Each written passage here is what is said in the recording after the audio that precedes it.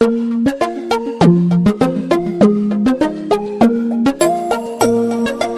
చదువుకుందాం. అపోస్తలుల కార్యముల గ్రంథం 9వ అధ్యాయము 31వ వచనాన్ని చదువుకుని దేవుని వాక్యాన్ని మనము ప్రారంభిద్దాం.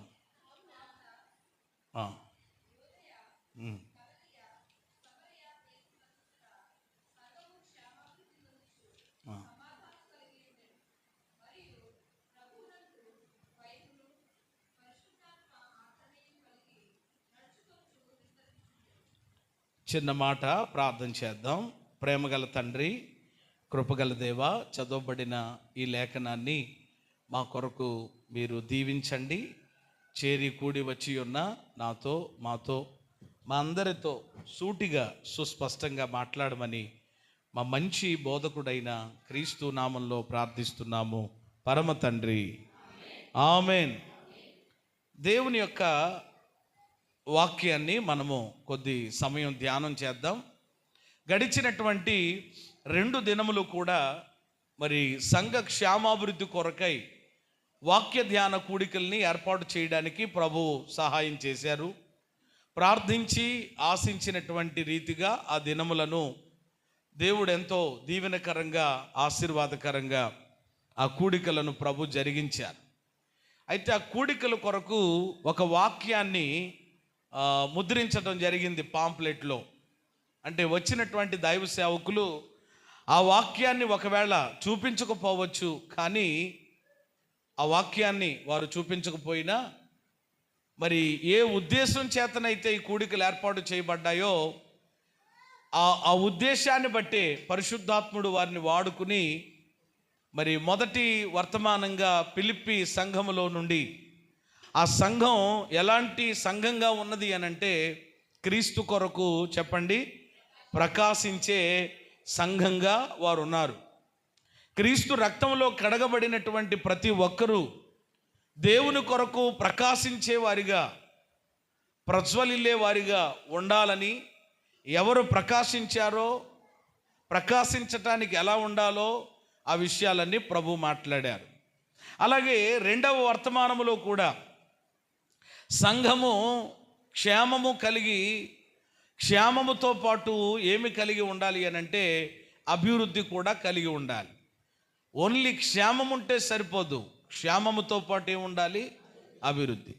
ఆ అభివృద్ధి కలిగి ముందుకు వెళ్ళాలి అని అంటే అసలు సంఘానికి ఉండవలసినటువంటి ఆ లక్షణాలు ఏంటో కూడా ఎంతో స్పష్టంగా రోమా సంఘములో నుండి విధేయత అనే లక్షణం కలిగి ఉండాలని, కొరింథీ సంఘములో నుండి సహాయం చేయడానికి ఎప్పుడు ఎలా ఉండాలి?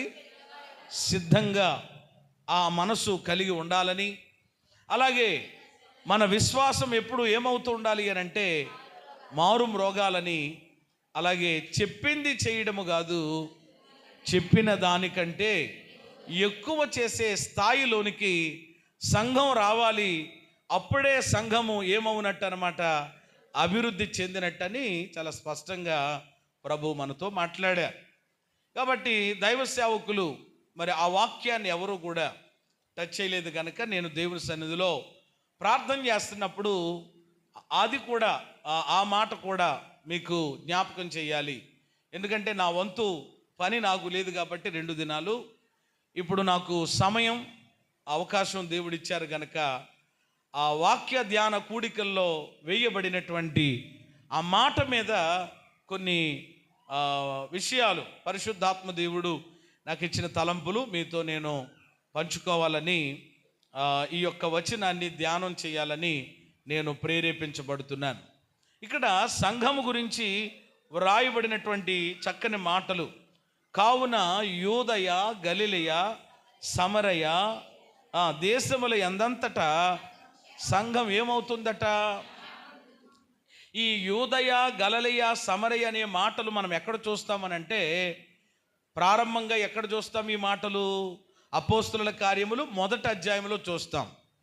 పెంతుకోస్తు అనే ఆ పండగ రోజునాడు, దానికంటే ముందుగా వారు పరిశుద్ధాత్మ దేవుని కొరకు కనిపెడుతున్నప్పుడు అపోస్తలులు 1:8 ఉన్నటువంటి మాట, పరిశుద్ధాత్మ మీ మీదకి వచ్చినప్పుడు మీరు శక్తి నొందుతారు గనుక యెరూషలేములోను యూదయ సమరయ దేశముల యందంతటను భూదిగంతముల వరకు ఎలా ఉంటారు? అది అంటే మొదటి అధ్యాయం 8వ వచనంలో ఏ మాటలైతే మనము చూసామో యూదయ సమరయ గలిలయ ఏమండి యెరూషలేము వరకు మీరు వెళ్ళి భూదిగంతముల వరకు వెళ్ళి సాక్షులుగా మీరు ఉంటారు అనే ఒక అద్భుతమైన వాగ్దానము సంఘానికి కలిగింది. ఆ వాగ్దానం యొక్క నెరవేర్పును మనం ఎక్కడ చూస్తున్నామంటే 9:31 చూస్తూ ఉన్నాం. హల్లెలూయా. ఏమండి 1:8 ఇదిగో మీరు నా కొరకు సాక్షులుగా ఉంటారు, పరిశుద్ధాత్మ శక్తిని పొందుకున్నప్పుడు మీరు నా నామాన్ని ఘనపరిచేటువంటి వారిగా ప్రకటించేవారిగా మీరు ఉంటారు అనేటువంటి ఒక అద్భుతమైన ఏమండి వాగ్దానము వారికి ఇవ్వబడింది.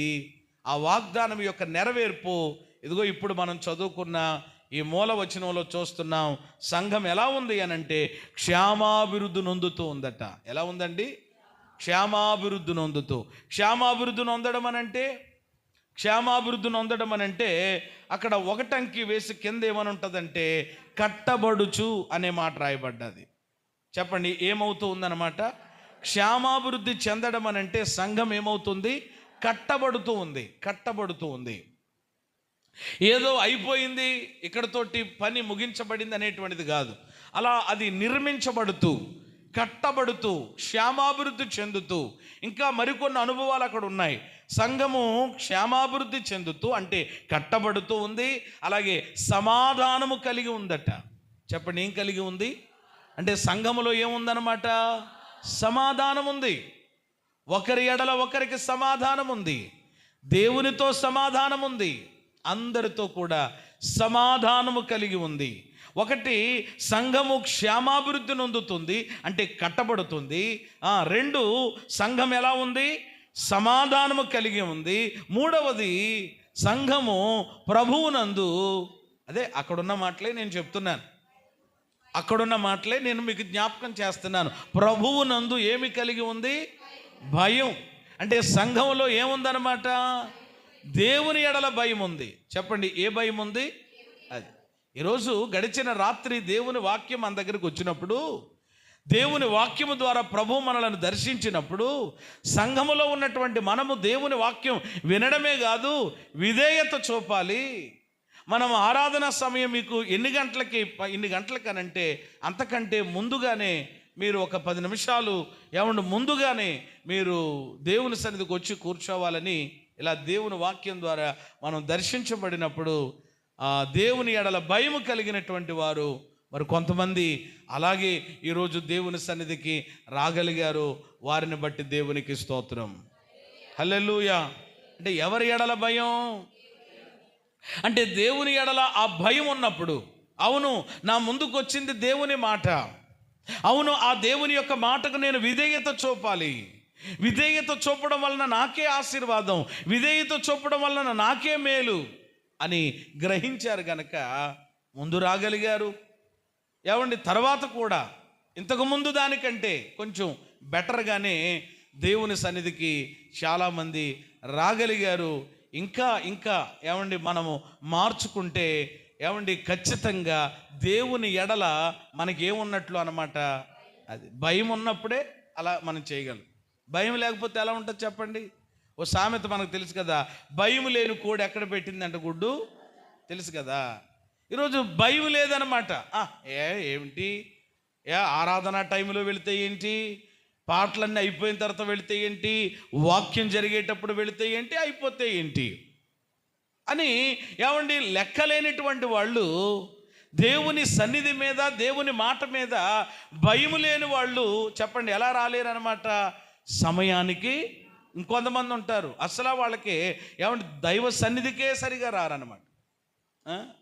2 దినాలు ప్రార్థనా కూటాలు కేవలము మీ క్షేమం కొరకే, మీరు ఏం చెయ్యక్కర్లొద్దు, ప్రార్థన చెయ్యండి, ప్రభు మిమ్మల్ని ఏమన్నా బలపరిస్తే సామర్థ్యం ఇస్తే సహకరించండి, లేకపోతే లేదు, కానీ మీరు మాత్రం వచ్చి చక్కగా కూర్చుని దేవుని మాటలు వినండి, వాక్య సేవకులు వస్తుంటున్నారని చెప్పినప్పుడు మరి ఎంతమందికి భయం ఉంది? దేవుని ఎడల ఎంతమందికి భయం ఉంది? ఏమండి దేవుని సేవకుని యొక్క మాట ఎడల ఏమండి ఎంతమందికి భయం ఉంది? బైబిల్లో ఒక వచనం ఉంటుంది యెషయా గ్రంథంలో, మీలో యెహోవాకు భయపడి ఆయన సేవకుని మాట వినువాడు ఎవడు? ఎవరికి భయపడి? హలో, అంటే దేవునికి భయపడే వాళ్ళు ఎవరి మాట వింటారు? దేవుని భయం లేని వాళ్ళు ఎవరి మాట వినరు? సేవకుని మాట వినరు, ఇంట్లో తల్లిదండ్రుల మాట, ఎవరి మాట వినరు. ఎవరి మాట వినని వాడు చాలా ప్రమాదంలో పడతాడు. సామెతల్లో ఉంటుంది 29:1 చదవక్కర్లొద్దు, ఎన్నిసార్లు గద్దించినను లోబడిన వాడి మీదకి. కాబట్టి ఈరోజు చాలామందిలో భయం లేదనమాట. ఏంటి, పెడితే పెట్టుకొనే, చేస్తే చెయ్యిని, కుదిరితే వెళ్తాం లేకపోతే లేదు, ఏంటి ఇప్పుడు అని ఒక లెక్కలేనితనం. ఏదో ఒకవేళ బలహీనతగా ఉండో, ఒకవేళ ఏదైనా ఇబ్బందిగా ఉండో, ఏదైనా ప్రాబ్లంగా ఉండో, మరొకటి అంటే అది వేరే విషయం. కానీ అవకాశం ఉండి, ఆరోగ్యం ఉండి, 4 కాళ్ళు కీళ్ళు పనిచేస్తూ చక్కగా అన్ని పరిస్థితులు బాగుండి కూడా ఏమంటే దైవ సన్నిధికి వచ్చి కూర్చోలేకపోయావు అని అంటే నీలో ఏమీ లేదన్నమాట. తెలిసిపోతుంది కదా. జాగ్రత్త. ఈ చివరి దినములలో ఖచ్చితంగా ఏమండి దేవునికి మనము భయపడవలసిన వారమై ఉన్నాం. ఏమండి మనము దేవునికి భయపడితేనే ఏమండి దేవుని యొక్క ఆశీర్వాదాలకైనా దీవెనలకైనా దేనికైనా మనం పాత్రులం కాగలుగుతాం. దేవునికి మహిమ కలుగును గాక. ఇప్పుడు సంఘం ఎలా ఉంది చెప్పండి. మొదటిగా క్షేమాభివృద్ధి చెందుతుంది. 2 సంఘం ఎలా ఉంది? సమాధానం. 3 సంఘం ఎలాగుంది? ప్రభువునందు భయము కలిగి ఉంది. 4వది పరిశుద్ధాత్మ ఆదరణ కలిగి. ఏం కలిగి? పరిశుద్ధాత్మ యొక్క ఆదరణ, పరిశుద్ధాత్మ యొక్క నింపుదల. ఆల్రెడీ 2వ అధ్యాయములో పెంతుకోస్తు పండగ దినమున మేడగదిలో ఉన్న వారందరి మీదకి ఎవరు వచ్చి దిగారు? అందరూ ఎవరితో నింపబడ్డారు? పరిశుద్ధాత్మ శక్తితో నింపబడ్డారు. గనుక నింపబడి ఆ ఆదరణ వారు పొందుకుని ఇప్పుడు సంఘం ఏమవుతుంది అనంటే విస్తరిస్తూ ఉంది. హల్లెలూయా. ఎంత అద్భుతం అండి. పరిశుద్ధాత్మ యొక్క ఆదరణ కలిగి సంఘం ఏమవుతుందట అంటే ప్రారంభంలో ఉన్న మాట, చివరిలో ఉన్న మాట మీరు గమనిస్తే, ప్రారంభంలో ఉన్న మాట సంఘము క్షేమాభివృద్ధి చెందుతూ ఆఖరి మాట కలుపుకుంటే విస్తరిస్తూ ఉంది. ఏమండి, క్షేమాభివృద్ధి చెందడానికి, విస్తరించడానికి మధ్యలో 3 అనుభవాలు కలిగి ఉంది సంఘం. అదేంటంటే అందరితో దేవునితో సమాధానం కలిగి ఉంది, దేవుని యందు భయము కలిగి ఉంది, పరిశుద్ధాత్మ ఆదరణ కలిగి ఉంది. దేవునికి స్తోత్రం కలిగినగా. అయితే ఈ యొక్క సంఘం అసలు ఆరంభంలో ఎలాగుంది అంటే, ఇప్పుడు సంఘము విస్తరించుచుండెను అనే మాట ఉంది ఇక్కడ. ఏమంటే విస్తరించటం అంటే ఏంటి? ఎలాగ సంఘం, ఈ ఆదిమ సంఘం, ఇప్పుడు మనం చదువుకుంటున్న ఈ మాటలు, ఈ సంఘం ఏ సంఘం అని అంటే, ఈ సంఘానికి పేరు పెడితే ఏమని పేరు పెట్టచ్చు అంటే, ఇప్పుడే చెప్పాను నేను, ఆదిమ సంఘం. చెప్పండి, ఏ సంఘం? ఆ తర్వాత రోమా సంఘం, కొరింథీ సంఘం, ఫిలిప్పీ సంఘం, యేసుక్రీస్తు మహిమ మందిర సంఘం, ఇలా చాలా ఉంది. ఇది ఆదిమ సంఘం. ఈ ఆదిమ సంఘం ఇలా క్షేమాభివృద్ధి చెందుతూ అది బహుగా విస్తరించటానికి ఏమండి కారణాలను గురించి ధ్యానం చేసేటువంటి ముందు ఈ సంఘం ఏమండి ఎలాగున విస్తరిస్తూ ఉంది, ఏ విధానములో ఈ సంఘం విస్తరణ కలుగుతుంది అని అంటే, ఇక్కడ 2 మాటలు నేను చెప్పగలను. ఈ సంఘం ఎలా విస్తరిస్తుంది అని అంటే, ఒకటి సంఖ్యాపరంగా విస్తరిస్తుంది. ఎలా చెప్పండి? సంఖ్యాపరంగా. ఏమండి, మొదటిగా ఈ సంఘంలో ఉన్న సభ్యుల సంఖ్య ఎంత? మొదటి అధ్యాయం ప్రకారం ఈ సంఘంలో ఉన్న సభ్యుల సంఖ్య ఎంత? 120 మంది. అంటే శిష్యుల్ని అందరినీ కలుపుకుంటే 120 మందిగా ఉన్నారు. 120 మందిగా ఉన్న వీరు తర్వాత ఎంతమంది అయ్యారు? ఎన్ని వేల మంది? 3,000 మంది. 3,000 మంది అయినటువంటి వారు తర్వాత ఎంతమంది అయ్యారు? 5,000 మంది. ఎంతమంది చెప్పండి? 5,000. 5,000 మంది ఎంతమంది అయ్యారు? ఎంతమంది అయ్యారు? ఇంకా మనము ఇంత అని చెప్పండి, ఏం చేయలేము, చెప్పలేము అన్నమాట, లెక్కలు కట్టలేము, ఇంకా సంఖ్య లేదు. అపోస్తలుల కార్యములు 6వ అధ్యాయం ప్రకారంగా మొదటి వచనం ప్రకారంగా చూస్తే ఆ దినములలో శిష్యుల సంఖ్య విస్తరించుచున్నప్పుడు, చాలు, ఎవరి సంఖ్య? విశ్వాసుల సంఖ్య అని లేదు అక్కడ.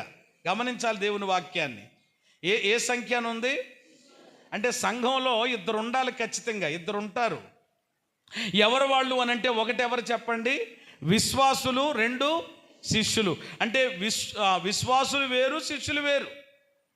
ఏమండి మొట్టమొదటిగా యేసు రక్తము చేత కడగబడి, ఏమండి మన పాపముల విషయంలో ఏమండి పశ్చాత్తాపపడి మారు మనసు పొంది నీటి బాప్తిసము పొంది సంఘములో చేర్చబడినటువంటి వారు ఎవరు అని అంటే చెప్పండి, ఎవరు? విశ్వాసులు. ఇప్పుడు విశ్వాసులు ఏమండి ఏ అనుభవంలోనికి రావాలి అని అంటే చెప్పండి, విశ్వాసులు ఏమవ్వాలి? పిశాసులు అవ్వకూడదు. చెప్పండి, విశ్వాసులు శిష్యులుగా మారాలి. దేవునికి స్తోత్రం చెల్లించాలి. విశ్వాసులు చెప్పండి ఎలా మారాలి? శిష్యులుగా మార్చబడాలి. అంటే ఇప్పుడు విశ్వాసులు అని అంటే కేవలం ప్రియమైన దేవుని బిడ్డలారా, దేవుని సన్నిధికి వచ్చి ప్రతి ఆదివారము లేక నియమక కూడికల్లో పాలు పంపులు పొంది వెళ్ళేటువంటి వారు. మరి శిష్యులంటే ఎవరు? శిష్యులంటే ఎవరు అని ఆలోచన చేస్తే ఏమంటే వీళ్ళు స్థాయి కొంచెం ఎక్కువగా ఉంటుంది అన్నమాట. ఏదో కేవలము ఏమంటే భక్తులుగా మాత్రమే ఏదో మనము అలా వెళ్ళాం, ఏమండి ప్రార్థనలో ఉన్నాం, ఆమేన్ అన్నారు, వచ్చేసాం. అది కానీ కాస్త ఆధ్యాత్మికంగా ఒక అడుగు ముందుకేసి పరిచర్య విషయాల్లో ఏమండి చొరవ తీసుకుని, ప్రార్థనా విషయంలో ఏమండి చొరవ తీసుకుని, అవును నేను ప్రేయర్ టీంలో ఉంటాను, ప్రార్థిస్తాను అనేకుల కొరకు, నేను క్వైర్ టీంలో ఉంటాను, ఏమండి నేను ప్రభువుని ఆరాధిస్తాను. దేవదూతలకే ఏమండి అంత ఏమండి గొప్ప ధన్యత ఆ పరలోకంలో దేవుడు ఇచ్చినప్పుడు అసలు నేను ఏ పాటి వాడిని ఎంతో గొప్ప కృపించాడు. ఏమండి దేవుని సన్నిధిలో నన్ను నేను తగ్గించుకుని దీనురాలనై ప్రభువుని నేను ఆరాధిస్తాను. అలాగే ఏదో సేవకులు ఏదో పని చెప్పారు, వెంటనే దానికి లోబడి దానిని నేను చేస్తాను. అది ప్రార్థన, అది లేక దేవుని యొక్క వాక్యాన్ని ఏమండి అందించటమా, ఇలాగున ఏమండి ఆధ్యాత్మిక స్థితిలో ఒక మెట్టెక్కి ఏమండి ముందుకు ఏమండి వెళ్ళేటువంటి వారు ఏమండి వాళ్ళు విశ్వాసులుగా మాత్రమే కాకుండా ఎలాంటి అనుభవం కలిగి ఉంటారు అని అంటే శిష్యులుగా. ఓ రకంగా చెప్పాలి అని అంటే శిష్యులు అనగా ఏమండి వెంబడించువారు. శిష్యులు అంటే ఎవరు చెప్పండి? వెంబడిస్తారు, ప్రభువుని వెంబడిస్తారు, క్రీస్తుని వెంబడిస్తారు. ఏమండి సంఘాన్ని, సంఘ యొక్క క్రమాలను, నియమాలను వారు వెంబడిస్తూ ఏమండి ముందుకు వెళ్ళేవారు అన్నమాట. ఈరోజు వెంబడించేటువంటి వారిగా ఏమండి మనం ఉంటున్నామా? వెనుక తీస్తూ కేవలం ఏదో పేరుకే నేను ఏమండి విశ్వాసిని, భక్తురాలను, నేను అలాగా ఏదో సభ్యత్వం ఉంది కాబట్టి ఏమండి ఆదివారం ఏదో ఒక ఆశ్రయించుకుంటే సరిపోద్దంతే, ఏమండి అలాగా కనబడొచ్చేస్తే చాలు అనేటువంటి విధానములో ఉన్నవాళ్ళు అలా విశ్వాసులుగానే మిగిలిపోతారు. అంటే ఇప్పుడు నన్ను అడిగితే విశ్వాసులు చాలామంది ఎక్కువ ఉన్నారు ఈ ఆదిమ సంఘంలో. ఇప్పుడు నన్ను అడిగితే విశ్వాసుల యొక్క సంఖ్య కంటే చెప్పండి ఎవరి సంఖ్య ఎక్కువ పెరిగిపోయిందనమాట?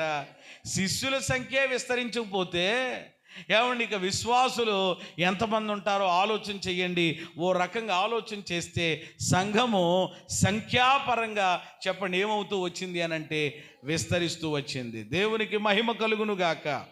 ఏమండి ఇంకా ఒక మాట చెప్పలేదు, సువార్త ప్రకటించే వాళ్ళు కూడా, సువార్త టీములో కూడా ఉండి ప్రభువుని గురించి ప్రకటించడానికి పరుగులు పెట్టేవాళ్ళు శిష్యులు ఈ అనుభవాలు. అంటే ఈరోజు చాలామంది ఏమండి విశ్వాసులు శిష్యులు అవ్వలేకపోతున్నారు.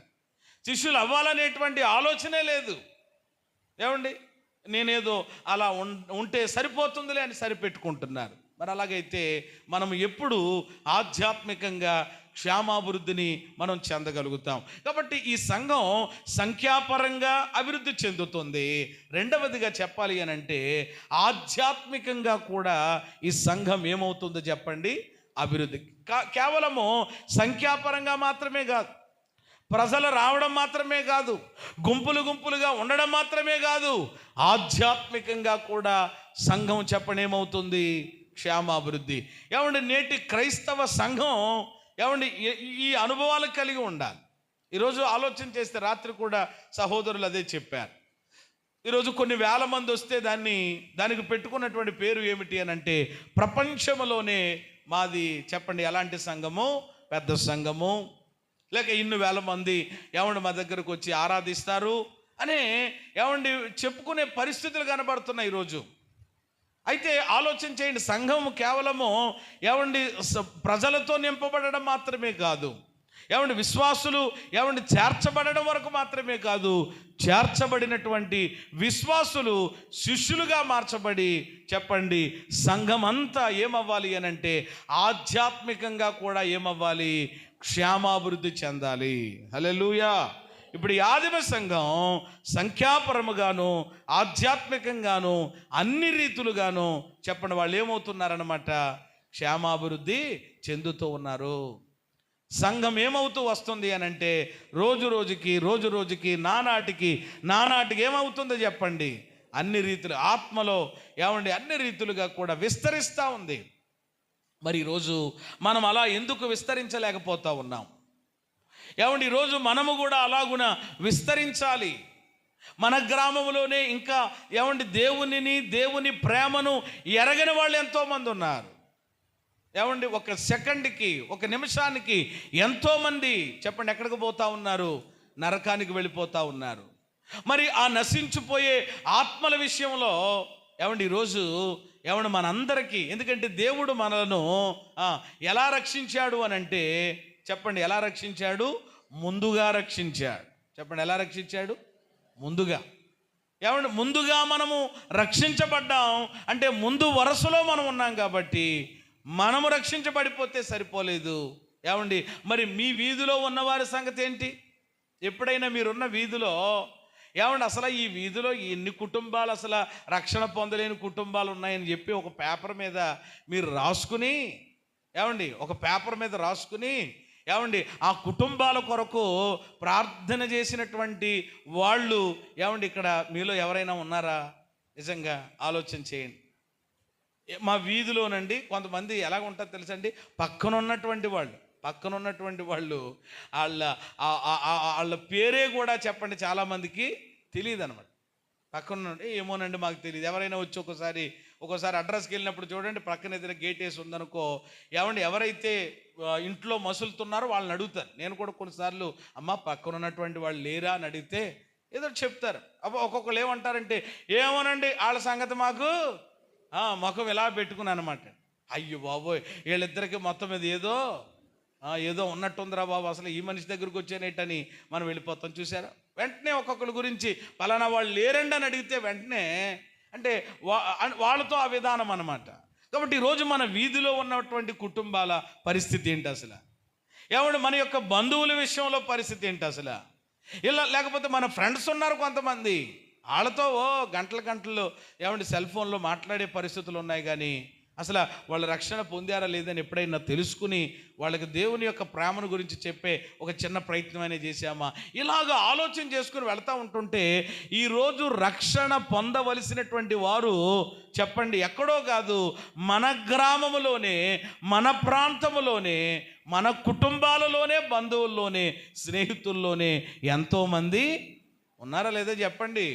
ఉన్నారు. మరి ఇప్పుడు వాళ్ళందరూ ఏమండి రక్షించబడాలి, వారందరూ దేవుని వైపుకు తిరగాలి, వారు ప్రియమైన దేవుని బిడ్డలారా జీవము గల దేవుని యొక్క సంఘములో చేర్చబడాలి. చేర్చబడితే అప్పుడు సంఘము చెప్పండి ఏమవుతుందన్నమాట? విస్తరిస్తుంది కదా. ఇప్పుడు మొదట సంఖ్యాపరంగా విస్తరించిన ఆ తర్వాత రాను దైవభక్తిలో దేవుని గురించి వాళ్ళు తెలుసుకుంటున్నప్పుడు ఖచ్చితంగా ఆధ్యాత్మికంగా ఒక రోజుకి వాళ్ళు ఏమవుతారు? క్షేమాభివృద్ధి చెందుతారు కదా. మరి ఇది జరగడానికి ఈరోజు మన వైపు నుండి ఏమంటే నీ వైపు నుండి, నా వైపు నుండి, మన అందరి వైపు నుండి ఏమంటే మనం చెయ్యవలసినటువంటి ఏమండి ఆ కార్యాలేంటి, ఆ పనులేంటి? నిజంగా అవి చెయ్యాలి అని అంటే ఆ భారం లోపల ఏమండి నాకైనా మీకైనా పుట్టకపోతే ఏమండి ఆ యొక్క ఆదిమ సంఘములో ఉన్న ఉద్యమం మనం నేడు చూడలేం కదా. కాబట్టి ప్రియమైన దేవుని బిడ్డలారా ఈ యొక్క సంఘము క్షేమాభివృద్ధి చెందుతూ విస్తరించటానికి ఏమండి గల కారణం ఏంటో దేవుని వాక్యంలో నుండి ప్రప్రదంగా వాళ్ళు అది పునాది అనమాట, బేస్మెంటు. వాళ్ళు ఏం కలిగి ఉన్నారో మరలా మీకు పునాది గురించి చెప్పాల్సి వస్తూ ఉంది. పౌలు ఒక చోట అంటాడు చూడండి, ఎబ్రీలకు రాసిన పత్రికలో చదవక్కర్లేదు కానీ మరలా మీకు నేను ఏం బోధించవలసి వస్తుంది, మూలపాఠములు. చెప్పండి, ఏ పాఠములు? అది ఆయన అక్కడ బాధపడ్డాడు ఆ సంఘంతో చెప్పి, ఈరోజు ఈ మాటలు చెప్తూ నేను బాధతోనే చెప్తున్నాను. ఒక రకంగా చెప్పాలంటే మరలా మీకు మూలోపదేశములు, మూలపాఠములు ఏమంటే బోధించాల్సినటువంటి స్థితి ఏమంటే నాకు దాపరిచింది. ఏంటి ఇన్ని ప్రార్థనలు, ఇన్ని కూడికలు ఏర్పాటు చేసి 50 రోజులని 21 రోజులని ఆ సేవకుడని ఈ సేవకుడని ఏమండి ప్రార్థన చేసి సెలెక్ట్ చేసి ఏమండి వాళ్ళని డేట్లు అడిగి వాళ్ళని ఏమండి రప్పించి ఏమండి వాళ్ళ కొరకు ఏం చేయాలి అవన్నీ కూడా చేసి అండ్ ఇన్ని చేస్తున్నప్పటికీ గత కొన్ని సంవత్సరాలుగా ఏమండి ఈరోజు ఆ అభివృద్ధి, ఆ ఆధ్యాత్మిక సంబంధమైనటువంటి అభివృద్ధి మీలో కలగలేనప్పుడు ఇక తప్పక ఆ మొదటి మూలపాఠములే మరలా వేయవలసినటువంటి ఆ పరిస్థితి రోజు ఏమండి వచ్చింది. కాబట్టి నేను మీకు వాటిని జ్ఞాపకం చేస్తున్నాను. ఈ సంఘం ఏమండి 9:31 ప్రకారం అలాగున క్షేమాభివృద్ధి చెంది విస్తరించటానికి గల మొదటి కారణం ఏమిటి అని ఆలోచన చేస్తే గనక అపోస్తుల కార్యముల గ్రంథం 2వ అధ్యాయం 42వ వచనాన్ని చదువుకుందాం. వీరు అపోస్తుల బోధ యందును సహవాసమందును రొట్టె విరుచుట యందును ప్రార్థన చేయుట యందును ఎడతెగక ఉండిరి. చాలు. ఏమంటే ఇప్పుడు ఈ యొక్క సంఘము క్షేమాభివృద్ధి చెందుతుంది అంటే మనము 9:31లో ఉన్నదాన్నే చూస్తున్నాం. అంటే ఏమండి కార్యం అనేటువంటి దాన్ని చూస్తున్నాం. కానీ కార్యము జరగక మునుపు, ఈ కార్యము జరగడానికి ఇప్పుడు చూడండి, కొన్నిసార్లు మనం గృహప్రవేశాలకు వెళ్తూ ఉంటాం. ఏమండి ఆ ఇల్లును చూసి అనుకుంటాం, అబ్బా ఏమి అద్భుతంగా కట్టారండి, ఎక్కడి నుంచి తెచ్చారు ఈ టైల్స్, ఎక్కడి నుంచి తెచ్చారు ఈ గ్లాసెస్, చాలా బ్యూటిఫుల్గా ఉంది, చాలా అందంగా ఉందని చెప్తాం. కానీ ఒక్క విషయం ఏమన్నా అందరికీ కనబడేది ఏంటి? కట్టబడిన చెప్పండి అందమైన ఇల్లు కనబడుతుంది. కానీ ఏమండి ఎవరికి కనబడనిది ఏమండి మరుగై ఉన్నది ఆ ఇల్లు. అలాగున ఎంత అందంగా ఎంత అద్భుతంగా ఉన్నా ఏమండి దానికి ఏమండి అది అలా నిలబడడానికి ఏమండి అసలైనటువంటిది ఏమిటి అని అంటే ఆ ఇంటికి వేయబడి ఉన్న పునాది. దేవునికి స్తోత్రం కలుగునుగా. పునాదిని ఎవరైనా పొగుడుతారా? మాట్లాడరేమ్మా. పునాది ఎప్పుడో ఏమైంది, వేసేసాం, మరుగుపడిపోయింది. ఏమండి కాబట్టి పునాది దగ్గరికి వెళదాం. కానీ ఈరోజు పునాది సరిగా లేదు. అందుకనే 15వ కీర్తనలో అనుకుంటాను, పునాదులు పాడైపోగా నీతిమంతులు ఏమీ చేయగలరు. పునాది ఏమైపోయింది చెప్పండి? పాడైపోయింది. కాబట్టి మరలా దాన్ని ఏమండి రిపేర్ చేయాలి, బాగు చేయాలి, తప్పదు. ఇప్పుడంతా కూడా చాలా సిస్టమ్ వచ్చేసింది. ఏమండి ఇల్లు ఒకవేళ ఏదైనా కాస్త మార్పులు చేసుకోవాలంటే ఇదివరకు రోజులు కాదట, ఇప్పుడు ఉన్నటువంటి టెక్నాలజీని బట్టి ఏమంటే ఆ క్రెయిన్స్ ఇవన్నీ కూడా వచ్చేసి మీరు చూసే ఉంటారేమో కొన్ని వీడియోస్. చెప్పండి ఇప్పుడు ఉన్న ఇల్లును చెప్పండి ఏం చేస్తుంది అనమాట, అది అలాగ ఎత్తి అసలు పక్కన ఇల్లు ఖాళీ స్థలం ఉందనుకో అక్కడ పెట్టి కింద ఏం కట్టాలో అన్నీ కూడా కట్టేసి మరలా దాన్ని పట్టుకొచ్చి ఇక్కడ పెట్టి, అంత టెక్నాలజీ ఈరోజు మనిషికి వచ్చేసింది. దేవునికి స్తోత్రం కలుగునుగా. అంతా మొత్తం చేసేయకుండా గోళ్ళ అన్న అలాగే ఉంటున్నాయి అన్నమాట. ఎంత బుర్ర మానవుడికి వచ్చేసిందని. కాబట్టి ఇప్పుడు పునాది చెప్పండి ఏమవుతుంది అనమాట, దెబ్బతింటుంది. పునాది లేదని కాదు. ఏమండి ఆ పునాది దగ్గరికి వెళదాం ఒకసారి. ఈరోజు ఈ ఆదిమ సంఘం క్షేమాభివృద్ధి చెంది ప్రభువునందు భయము కలిగి సమాధానం కలిగి ఆదరణ కలిగి విస్తరించడానికి గల కారణం ఈ సంఘం ప్రియమైన దేవుని బిడ్డలారా శ్రేష్టమైనటువంటి 4 అనుభవాలు కలిగి ఉన్నట్లుగా ఇక్కడ మనం చూస్తున్నాం. ఈ ఆదిమ సంఘానికి పునాది బేస్మెంట్ ఏంటో మనం చూస్తున్నాం. వాటిని చాలా త్వరగా నేను ఎక్కువగా వివరించకుండా టూకీగా జ్ఞాపకం చేస్తూ ముందుకు వెళతాను. వీరు అనే మాట ఉంది ఇక్కడ. వీరు ఎవరు? వీరు అంటే ఎవరు చెప్పండి? రక్షించబడిన వాళ్ళు. ఎవరు? రక్షించబడిన వారు, బాప్తీసము పొందినవారు, సంఘములో చేర్చబడిన వారు. వీరు ఎలాంటి అనుభవాలు కలిగి ఉన్నారు అని అంటే 4 అనుభవాలు కలిగి ఉన్నారు.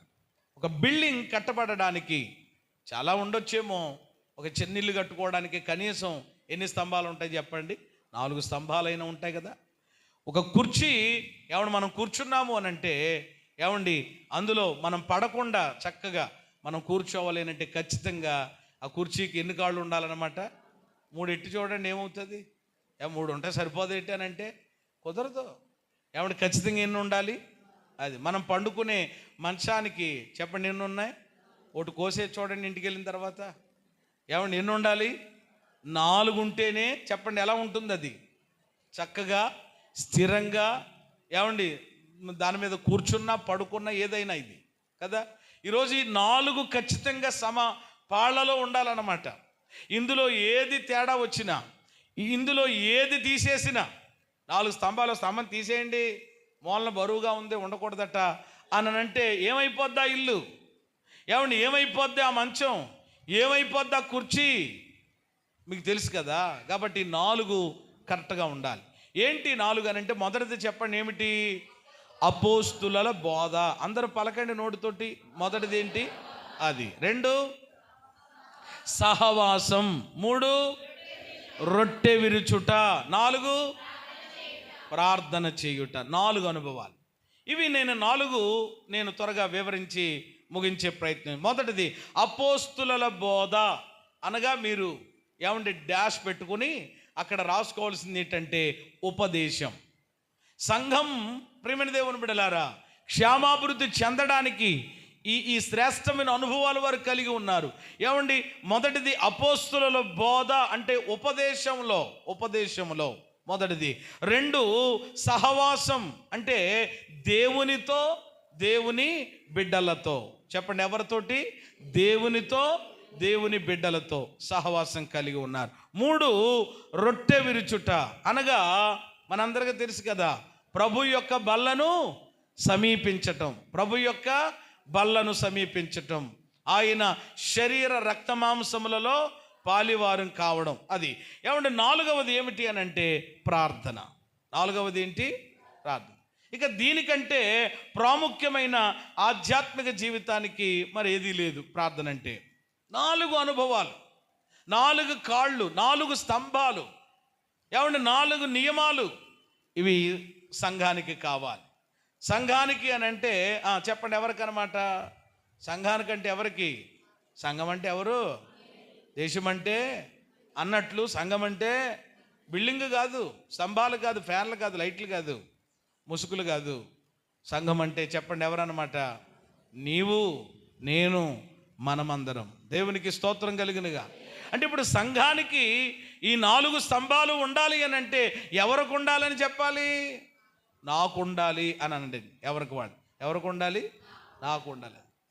మాకు అనేది మనకి ఊత పదం అయిపోయింది అనమాట. అందరినీ మొత్తం కలిపేయడమేనమాట కొన్ని విషయాల్లో. కానీ ఇక్కడ కొన్నిసార్లు పర్సనల్గా చెప్పగలగాలి. అవును నేను కలిగి ఉండాలి, నేను అలాగుంటాను, నేను అలాంటి విధేయత చూపిస్తాను. ఎప్పుడు వస్తుంది మనకు ఆ విధానం? కాబట్టి సంఘం అనంటే ఇలాగున వ్యక్తిగతంగా ఒక్కొక్కళ్ళు కలిగి ఉంటే అప్పుడు ఆటోమేటిక్గా సంఘమందరూ ఆ భారం కలిగి ఉన్నప్పుడు, సంఘమందరూ ఆ విధానము కలిగి ఉన్నప్పుడు ఖచ్చితంగా ఆదిమ సంఘంలో 9:31లో ఏ మాట అయితే మనం చదువుకున్నామో అది ఖచ్చితంగా ఏమండి మన సహవాసములోనూ మన సంఘములోనూ కూడా దేవుడు దానిని ఏమండి నెరవేరుస్తారు. ప్రభువుకి మహిమ కలుగును గాక. ఒకసారి చేతులు ఎత్తి బిగ్గరగా స్తోత్రం చెప్పండి. మొదటిది చెప్పండి ఏం కలిగి ఉండాలి అని అంటే అపోస్తుల బోధ. ఏం కలిగి ఉండాలండి? అపోస్తుల బోధ కలిగి ఉండాలి. ఈరోజు చాలామందికి బాధగా ఏమన్నా ఉన్న పరిస్థితులు కూడా ఉంటాయి. బాధ అయిపోతారు. కాబట్టి బోధ ఎప్పుడు బాధ అవ్వకూడదండి. బోధ చాలా అవసరం నిజంగా. బోధే మన జీవితాలను ఏం చేస్తుంది అన్నమాట? మారుస్తుంది, నడిపిస్తుంది, బలపరుస్తుంది. మనము నడవవలసినటువంటి ఒక శ్రేష్టమైన మార్గంలో మనల్ని నడిపిస్తారు. బోధ లేకపోవడం వల్ల. ఎందుకంటే సామెతల గ్రంథంలో ఉంటుంది, దేవోక్తి లేని ఎడల జనులు ఏమవుతారట? కట్టు లేక తిరుగుతారట. ఏమి లేకపోతే అది దేవోక్తి లేకపోతే. కాబట్టి ఈ దేవోక్తులు లేక ఉపదేశాలు, ఈ వాక్య ధ్యాన కూటాలు, ఈ ప్రార్థనలు, ఈ ప్రసంగాలు ఏమండి వర్తమానం ఎందుకు అనంటే మనం ఏమి నొందడానికి, బోధ నొందడానికి. కాబట్టి బోధల్లో కూడా రకాలు ఉన్నాయండి. మరలా అవన్నీ ఇప్పుడు చెప్పను, చెప్తే మీరు ఏమండి తట్టుకోలేరు, లేక ఇది సమయం కాదు. కాబట్టి మరలా ఎప్పుడైనా రకరకాల బోధలు ఉన్నాయి. పరిశుద్ధ గ్రంథంలో కూడా ఏమంటే చాలా బోధలు ఉన్నాయి. చాలా బోధల గురించి కూడా పౌలు గారు ఆ సంఘానికి చెప్తూ ఉంటాడనమాట. గలతీ సంఘం ఏమైంది అని అంటే భిన్నమైన బోధల తట్టుకు ఏమైపోయింది, తిరిగిపోయింది. ఏ బోధ చెప్పండి? భిన్నమైన బోధ. ఈరోజు కొన్ని భిన్నమైన బోధలు వచ్చేస్తున్నాయి. ఒక్కొక్కళ్ళు ఒకటి చెప్తున్నారనమాట. ఇలాగా మీ పాస్టర్ గారు చెప్పింది ఏంటి అసలు, ఎవరు చెప్పారు, ఏమీ లేవు, 40 రోజులు లేవు, 50 రోజులు లేవు, ఉపవాసాలు లేవు, ఏమీ లేవు అని ఎవరో ఏదో చెప్పారు. ఏ బోధ మాట్లాడాలి మీరు? భిన్నమైన బోధ, భిన్నమైన బోధ. ఇలాగన ఏమండి మీ సంఘమా, మీరేమి ఇక్కడే ఉంటారు, మేము మాత్రమే ఎక్కడికి వెళ్తాం, పరలోకం పోతాం. ఏ బోధ? భిన్నమైన రకరకాల బోధలు వచ్చేసినాయి. కాబట్టి అందుకనే అన్ని బోధల్ని కూడా చెప్పడం మనం ఏం చేయకూడదు అనమాట, వినకూడదు. ఇక్కడ ఏమని రాయబడ్డదనంటే అపోస్తుల బోధన ఉంది. ఏ బోధ చెప్పండి? అపోస్తుల బోధ అంటే ఏంటి ఏమండి? అపోస్తులు అంటే ఎవరు అసలు? ఏమండి పంపబడిన వారు. ఎవరి చేత పంపబడ్డారు? యేసయ్య చేత పంపబడ్డారు. వారు పంపబడి ఉపదేశించారు. ఏమండి ఇదిగో ఇలా ఉండాలి, ఈ రీతిగా నడవాలి, ఈ రీతిగా జీవించాలని వాళ్ళు కొన్ని ఉపదేశాలు ఇచ్చారు. అపోస్తుల ద్వారా ఏమండి ఇవ్వబడినటువంటి ఉపదేశములు మనకు లేఖనములలో ఉన్నాయి. ఆ ప్రకారంగా మనము ఏమండి మన ఆధ్యాత్మిక జీవితంలో నడవాలి తప్ప ఏమండి ఎవరో ఏదో చెప్పారు, అక్కడ ఏదో జరుగుతుందంటే, ఇక్కడ ఏదో జరుగుతుందంట, అక్కడ ఎలా చేస్తున్నారంట, అక్కడ ఎలా చేస్తారు, ఎన్నో వస్తాయి. ఈ చివరి దినములలో విభిన్నమైనటువంటి బోధలు, రకరకాల బోధలు, క్రొత్త బోధలు, ఇంకా చెప్పాలి అని అంటే అబద్ధ బోధలు. చెప్పండి, ఏ బోధలు? అబద్ధ బోధలు వచ్చేస్తున్నాయి.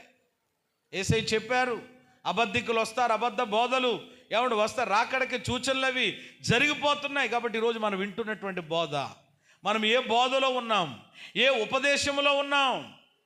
నేను నమ్ముతూ ఉన్నాను, దేవుడు ఒక ఉన్నతమైన ఉపదేశ క్రమంలో ప్రభువు పరిశుద్ధాత్ముడు మనల్ని నడిపిస్తున్నారు. హల్లెలూయా.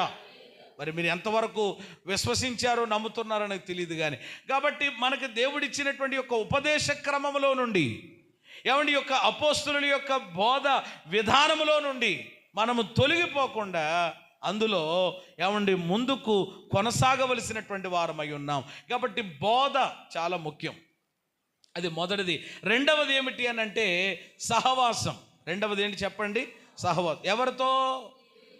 దేవునితో మనం ఎప్పుడేం కలిగి ఉండాలి? సహవాసం, అందుబాటులో ఉండాలి. ఈరోజు కొంతమంది ఎలాంటి పరిస్థితి అని అంటే దేవునితో సహవాసం లేదు, కనెక్ట్ అవ్వరు దేవునితోటి. దేవునితో మాట్లాడే విధానం ఏది? దేవునితో ఏమండి ముచ్చటించేటువంటి విధానం ఏది? ఏమండి దేవునితో ఏమండి సమయం గడిపే విధానాలు ఏవి? అసలు సమయం అంతా వ్యర్థంగా, సమయం అంతా కాలయాపన అయిపోతున్నటువంటి పరిస్థితులే కదా. దేవునితో ఖచ్చితంగా ఏమండి మనము సహవాసము కలిగి ఉండాలి. అలాగే దేవుని బిడ్డలతో కూడా మనకేముండాలి అని అంటే ఫెలోషిప్. అది చాలా అవసరం అన్నమాట. నేటి క్రైస్తవ సంఘానికి అది చాలా ప్రాముఖ్యం. అందుకనే పౌలు గారు హెబ్రీయులకు రాస్తూ కూడా అదే చెప్పారు, కొందరు మానుకునుచున్నట్లు సమాజంగా కూడుకోవడం మీరేం చేయకండి. కొందరు మానుకుంటున్నారు, మానుకునే వాళ్ళు మానుకుంటారు. సహవాసం యొక్క విలువ తెలియదు వాళ్ళకి. సహవాసములో ఉన్నటువంటి శ్రేష్టత, సహవాసములో ఉన్నటువంటి ఏమండి ఆశీర్వాదం, సహవాసములో ఉన్నటువంటి ఏమండి ఆ యొక్క ఏమండి పరిస్థితులు తెలియనటువంటి వారు ఒకవేళ మానుకోవచ్చేమో. కానీ మీరు అలా ఉండకండి. ఆ దినము సమీపించే కొలిది ఇంకా మీరు ఎలా ఉండండి, ఎక్కువగా ఉండమని వాక్యం చెప్తుంది. మరి ఈరోజు దేవునితో సహవాసం ఉందా నీకు? ఏమండి 24 గంటల సమయం ఇస్తున్నప్పుడు ఎంత టైం దేవునితో నీవు గడుపుతున్నావు? ఏమండి ఎలా అది ప్రార్థనలో కావచ్చు, అది వాక్యాన్ని ధ్యానించటంలో కావచ్చు, అది ప్రభువుని స్తుతించటంలో కావచ్చు, ఏమండి అది పరిచర్యలో కావచ్చు, మరొక రకంగా కావచ్చు. నీ టైము ఏమండి దేవుడితో గడిపేది ఎంతవరకు ఉంది? అలాగే దేవుని బిడ్డలతో, కొంతమంది చూడండి దేవుని బిడ్డలతో చేయరు సహవాసం. మరి ఎవరితో చేస్తారు? అన్యులతో చేస్తారు కొంతమంది, దేవుని బిడ్డలతో. అసలు గుళ్ళోకి వచ్చినా పక్కోళ్ళు ఏమంటే పరిస్థితి ఏమీ తెలియదు. అసలు ఆరాధన ఏమంటే ముగింపు అయ్యే లోపల, లేకపోతే చివరిగా ప్రార్థన చేసుకుని వెళ్తున్నప్పుడైనా కనీసం ఏమంటే ఒక చిరునవ్వుతో పలకరించి మాట్లాడి బాగోలేదని తెలిస్తే బాగోలేదా అని చెప్పేసి అని అనడమో, లేకపోతే బాగోలేకపోతే తెలుసుకుని ప్రార్థన చేయడమో, ఏదో మనకు అవసరం లేదు. గంట కొట్టినట్లుగా స్కూల్లో గంట అలా కొట్టగానే పిల్లలు చూడండి ఎలా పరిగెడతా ఉంటారో అలాగుని వెళ్ళిపోయే పరిస్థితి. కానీ ఏది సహవాసం ఏది? అదే గనక ఏమండి వాళ్ళతోటి మాట్లాడమనంటే, లేకపోతే ఏమండి మీటింగులు పెట్టమంటే చూడండి కొంతమంది ఇంకా ఎంత టైం అయిపోతుందో కూడా తెలియదు వాళ్ళ గురించి తెలుసుకోవడానికి. రాత్రి కూడా అదే మొదటి ప్రశ్నతో ఆయన ప్రారంభించారు కదా, ఏమండి ఇతరుల గురించి తెలుసుకోవాలనేటువంటి ఆలోచన ఎంతమందికి ఉంది అని అంటే, అప్పుడు నేను మాట్లాడలేదు కానీ పాస్టర్ గారు మీరు వీళ్ళు ఎవరో చెప్పట్లేదు కానీ అందరికీ ఉంటుంది. మొత్తం ఆ కడుపొబ్బరం అందరికీ ఉంటుంది అనమాట. ఏమండి ఏం తెలుసుకోవడానికి? వాళ్ళ కష్ట సుఖాలు తెలుసుకోవడానికి కాదు, వాళ్ళ ఇబ్బంది గురించి తెలుసుకోవడానికి కాదు, వాళ్ళ సమస్య తెలుసుకోవడానికి కాదు. ప్రార్థన చేయండి, ఏదో ఇంకొకటి ఏదో ఉంటుంది, అది తెలియాలి. లేకపోతే ఆ నొప్పి తగ్గదు, ఆ బాధ ఇబ్బంది అవ్వదు. ఏమండి డెలివరెన్స్ జరగదు అనమాట ఇక కొంతమందికి అలా. ఈరోజు ప్రియమైన దేవుని బిడ్డలారా, మన యొక్క జీవితంలో దేవుని పిల్లలతో సహవాసం మీద అసలు అన్యులతో కూడా ఈరోజు కొంతమంది సహవాసాలు చేసి, బైబిల్లో ఒక రాజుగారు ఉన్నారు, ఆయన ఎవరితో సహవాసం చేశారట? ప్రారంభంలో బాగానే చేశాడు, దేవుడితో సహవాసం చేసే ఏం పొందుకున్నాడు? జ్ఞానాన్ని పొందుకున్నాడు, ఐశ్వర్యాన్ని పొందుకున్నాడు, అన్నీ పొందుకున్నాడు. కానీ అన్నీ వచ్చిన తర్వాత ఇప్పుడు సహవాసం ఏమైందనమాట? కొంతమందికి అదే తొండ ఏమైందంట, ముదిరి ఊసర వెళ్ళయిందట. అలాగను కొంతమందికి దేవుడు అన్నీ ఇచ్చి అన్నీ కలగజేసి పరిస్థితులన్నీ బాగుంటే ఏం మారిపోతున్నాయి? సహవాసాలు మారిపోతాయి. ఏమండి ఫోన్ నెంబర్లు మారిపోతాయి, ఏది వేరే వాళ్ళతోటి విధానాలు అనమాట. ఈయన కూడా అలాగే పరిస్థితులన్నీ బాగున్న తర్వాత అన్యులతో సహవాసం చేయడం మొదలెట్టాడట. మోయాబీయులతో అమ్మోనీయులతో సహవాసం చేశాడట. ఏమండి ఎంత భయంకర! ఇశ్రాయేలు కూడా అలాగే చేశారు, అన్యులతో సహవాసం చేసి వారి క్రియలు నేర్చుకున్నారు. దాని వలన ఏమండి వాళ్ళు ఏమైపోయారు అని అంటే, అది వాళ్ళకి ఏమైపోయిందట? ఉరైపోయిందట. అన్యుల సహవాసము దేనికి ఏమండి గురి చేస్తుంది అని అంటే, ఉరికి గురి చేస్తుంది, ప్రమాదానికి గురి చేస్తుంది. దుష్ట సాంగత్యము మంచి చెరిపేస్తుంది. మీ పిల్లోడు వజ్రమే బంగారమే, ఇంకోటి ఏదో మంచిదే. ఏమండి కానీ వాళ్ళతో పాటు వెళ్ళాడు, వాళ్ళు దిగారని ఈడు దిగాడు, వాళ్ళతో పాటు ఈడు కూడా ఏమయ్యాడు? కొట్టుకుపోయాడు. ఎన్ని చోట్ల లేదు ఇప్పుడు మనం గడిచిన ఈ సమ్మర్ సీజన్లో, ఈ హాలిడేస్లో ఎంతమంది అండి, ఎన్ని భయంకరమైనటువంటి అన్నీ ఇవే. బీచ్కి అని వెళ్ళారు, ఫ్రెండ్స్తో వెళ్ళారు, 10 మంది వెళ్ళారు. ఏమండి ఆ వాగులో దిగారు, లేకపోతే ఇక్కడ దిగారు, అక్కడికి వెళ్ళారు, ఎక్కడికి వెళ్ళారు, ఇలాగ అయిపోయారు. చూసారా? ఈరోజు కొన్ని సహవాసాలు ఏం చేస్తున్నాయి అని అంటే ప్రమాదాలకు గురి చేస్తూ ఉన్నాయి, తల్లిదండ్రులకి వేదన దుఃఖాన్ని మిగులుస్తుంటున్నాయి. కాబట్టి ఈరోజు మీ సహవాసం ఎవరితో? 1 యోహాను 1:3 ఉంటుంది, మాతో కూడా మీకును సహవాసము కలిగి ఉండాలని ఈ మాటలు చెప్తున్నాం. మన సహవాసం అయితే తండ్రితోనూ ఆయన కుమారుడైన యేసు క్రీస్తుతో కూడా ఉన్నది. హల్లెలూయా! ఎంత అద్భుతంగా చెప్తున్నారు వాళ్ళు. మా సహవాసం అయితే ఎవరితో ఉంది? తండ్రితోనూ ఆయన కుమారుడైన. మరి ఈరోజు నీ సహవాసం ఎక్కడ? నీ సహవాసం ఎవరితో? దేవునితోనా? దేవుని సేవకునితోనా? సేవకురాలతోనా? దేవుని బిడ్డలతోనా? లేకపోతే వేరే విధానాలతోనా? ఆలోచన చేసుకోవాలి. సంఘం ఎప్పుడు క్షేమాభివృద్ధి చెందుతుంది అని అంటే, ఏమంటే 1 అపోస్తుల బోధ ఉపదేశంలో కట్టబడినప్పుడు, 2 సహవాసం చాలా అవసరం అండి. ఇది తెలియట్లేదు కొంతమందికి, చాలా అవసరం సహవాసం అనేటువంటి. ఆధ్యాత్మికంగా మనం బలపరచబడడానికి సహవాసం చాలా అవసరం. సహవాసం లేని వాళ్ళు ఆత్మీయంగా ఏమవలేరు, ఎదగలేరు, మరగుజ్జులుగా ఉండిపోతారు. ఆధ్యాత్మిక స్థితిలో చల్లారిన స్థితిలోనే ఉంటారు. మంట ఉండదు, వేడి ఉండదు, విధానం ఉండదు. ఎందుకనంటే ఏమి లేకపోవడం వలన. ఇది వరకు కూడా చెప్పుంటానేమో, జస్ట్ జ్ఞాపకం చేసి ముందుకు వెళ్తాను. ఒక అబ్బాయి మందిరానికి రావడం లేదట. ఓ రోజు ఆ పాస్టర్ గారు అడిగారు, బాబు ఎందుకు ఏమంటే రావట్లేదు అసలు ఈ కుర్రోడు, ఓసారి వెళ్ళి చూద్దామని చెప్పి ఆ దైవజనుడు ఆ ఇంటికి వెళ్ళారట. ఆ అబ్బాయితో మాట్లాడుతున్నారట, నాయనా ఈ మధ్య ఎందుకు నువ్వు మందిరానికి రావడం లేదు? నేను కూడా కొంతమందిని అలా ఎదురైతే ఖచ్చితంగా ఒకసారి నేను డైరెక్ట్గా వెళ్తాను, నాకు కనబడితే బండి అయినా ఆపి దారిలోనైనా మాట్లాడతాను, ఎందుకంటే నాకు ఆ బాధ్యత ఉంది కాబట్టి. ఆ దైవజనుడు వెళ్ళి అడుగుతుంటున్నారట, నాయన ఎందుకని నువ్వు కనబడడం లేదు దేవుని సన్నిధిలో? మొన్న వాక్య ధ్యాన ప్రార్థనలు జరిగినాయి, ఎక్కడ నువ్వు కనబడలేదేంటి అసలు? ఈ ప్రార్థనలు, ఈ కూడికలు మీ కొరకే కదా నాయన, మీరు ఆధ్యాత్మికంగా అన్ని రీతులుగా బాగుండాలనే కదా, మంచి భవిష్యత్తు కలిగి ఉండాలనే కదయ్యా, లేకపోతే మాకెందుకు ఈ పాటలు, మాకెందుకు ఈ వేదనలు అని అంటూ ఆయన మాట్లాడుతూ ఉంటుంటే వాడు మాట్లాడడం మొదలెట్టాడట. ఏమనంటే, ఊరుకోండి పాస్టర్ గారు, చర్చికే రావాలేటండి, మందిరానికే రావాలా, ఆదివారమే రావాలా, ఈ ప్రార్థనలకే రావాలా, ఇంట్లో కూర్చోకూడదా, ప్రార్థన చేసుకోకూడదా? నేను రాకపోయినా కానీ మొదలెట్టాడు. ఇక ఆడి మాటలు ఎలాగ ఉన్నాయన్నమాట. కొంతమంది మాట్లాడుతుంటుంటే ఆ స్పీడ్ని బట్టి ఏమవుతుంది మనకి, మొత్తం మీద ఈయనేదో, ఈ మనిషినేదో పట్టింది లేక ఆవరించిందని అర్థమైపోద్ది. కొన్ని పడతా ఉంటాయి కదా, పడతాయి ఒక్కోసారి యేసు నామములో అనగానే కొన్ని వదిలేస్తూ ఉంటాయి. స్తోత్రం కలిగినగా. కొన్ని మొండి దెయ్యాలు ఉంటాయి, కొన్ని గట్టి ఉంటాయి అనమాట. అవి అస్సలు పని అవ్వదు అనమాట. ఉపవాసం పెట్టాలి, ఆత్మకూటం పెట్టాలి, జుట్టు పట్టుకోవాలి, అప్పుడు కానీ వదలదు అనమాట. కొన్ని ఉంటాయి. ఏమంటారు వాటిని మీ భాషలో చెప్పండి, ఏమంటారు? కొన్ని మొండి, ఇంకా ఏమంటారు? జగమొండి. ఏమొండి అంట? మొండి కంటే జగమొండి. కొన్ని జగమండులు ఉంటారన్నమాట. అలాంటివి ఉంటాయి కొన్ని. మొత్తం మీద వీడు ఇలా మాట్లాడుతుంటుంటే తిక్క సమాధానం చెప్తుంటే పాస్టర్ గారికి అర్థమైంది, ఓహో ఈయనేదో పట్టింది. సరే వీడికి చెప్పాలి కదా నెమ్మదిగా.